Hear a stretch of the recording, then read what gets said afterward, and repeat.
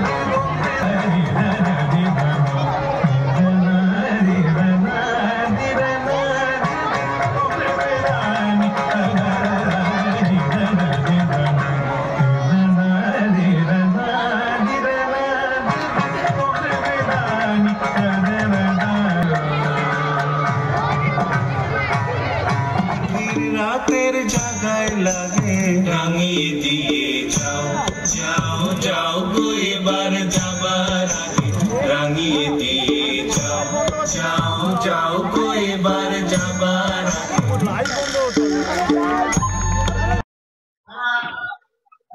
9 March তমলুকে প্রাক বসন্তের একটা রঙিন সন্ধ্যা, কি বলবেন, কতটা ভালো লাগছে?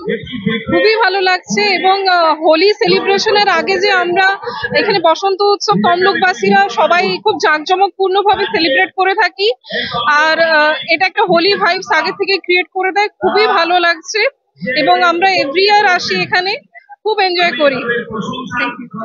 কেমন দেখছেন ওভারঅল অনুষ্ঠানটা, কেমন হয়েছে? ওভারঅল অনুষ্ঠানটা প্রত্যেক বছরই আরো প্রোগ্রেস হচ্ছে, ঠিক আছে। লাস্ট ইয়ার যেমন দেখেছিলাম এবছর আরো বেশি কালারফুল, আরো বেশি ভাইবস অ্যাডেড হয়েছে। সো আমরা সবাই ভীষণ এখানে খুব সেলিব্রেট করি, আনন্দ করি। নেহা জানাসিনা।